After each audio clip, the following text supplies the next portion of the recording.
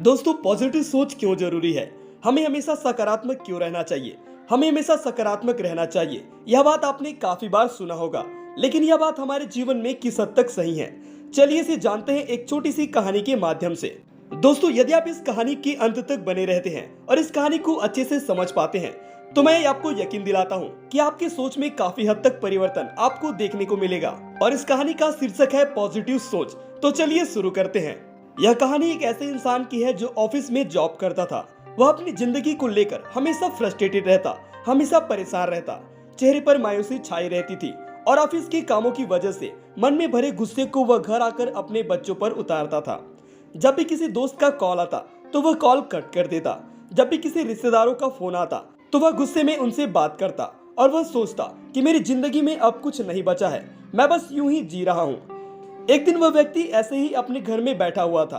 तभी उसके पास उसकी बच्ची आई और बोली कि पापा, मेरी थोड़ी मदद कर दीजिए। बच्चे ने कहा, मेरी होमवर्क करा दीजिए। और फिर क्या, उस व्यक्ति ने अपनी बच्ची को डांट कर भगा दिया।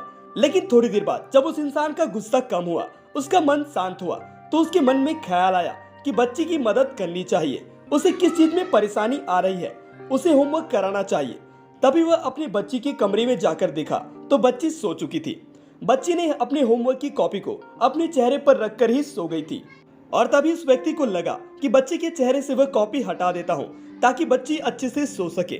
जब उसने वो कॉपी हाथ में पकड़ी और वह उसे नीचे ही रखने वाला था, तभी उसने सोचा कि आखिर इसने कॉपी में क्या लिखा है, इसे होमवर्क के तौर पर किस चीज को दिया गया है और यह लिखने में बच्ची को क्या परेशानी आ रही है जिसके लिए मेरी मदद चाहिए थी। जब उसने बच्ची की उस कॉपी को देखा तो उसमें एक शीर्षक लिखा था।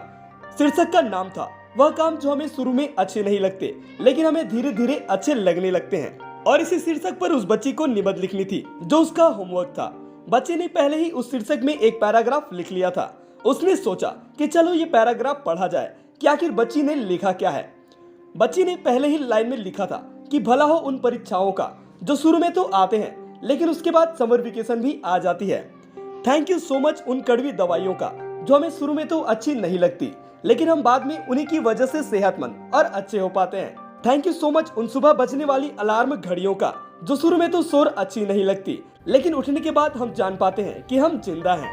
व्यक्ति बस इन लाइनों को पढ़ रहा था और ठीक उसके अगले लाइन में लिखा था कि थैंक यू सो मच ऊपर वाले, जिसकी वजह से मेरे पापा मेरी जिंदगी में आए। मेरे पापा ने मुझे शुरू में तो डांटा मगर बाद में वो मुझे घुमाने भी ले जाते हैं। घुमाने के साथ साथ मुझे खाना भी खिलाते हैं और साथ ही मुझे खिलौने भी दिलाते हैं।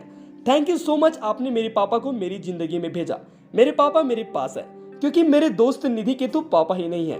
और इन्हीं आखिरी के कुछ लाइनों ने उस व्यक्ति को अंदर तक झकझोर दिया और उसकी आंखें खुल गई और वह सोचने लगा कि मेरी लाइफ में ऐसी क्या चीज है जिसे मैं मिस कर रहा हूँ। उस बच्चे की कॉपी में लिखे गए निबंध, वह व्यक्ति अपने मन में बड़बड़ाने लगा कि हे ईश्वर धन्यवाद, आपकी वजह से मेरे पास घर है, कईयों के पास तो घर भी नहीं है। क्या हुआ, मैं EMI चुका रहा हूँ, कम से कम मेरे पास घर तो है।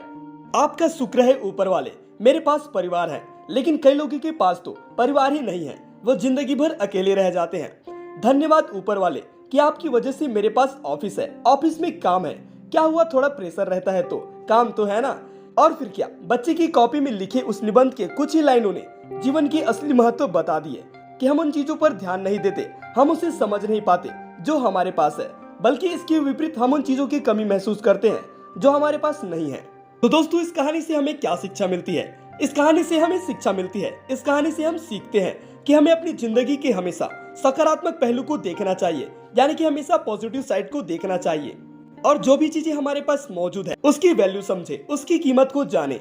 तो दोस्तों, यह कहानी और इस कहानी से मिलने वाली शिक्षा आपको कैसी लगी कमेंट कर जरूर बताएं। भविष्य में आने वाली ऐसे ही शिक्षाप्रद कहानियों को सुनने के लिए और पर्सनालिटी डेवलपमेंट से रिलेटेड वीडियो देखने के लिए इस चैनल को कृपया सब्सक्राइब करें। वीडियो देखने के लिए आपका धन्यवाद।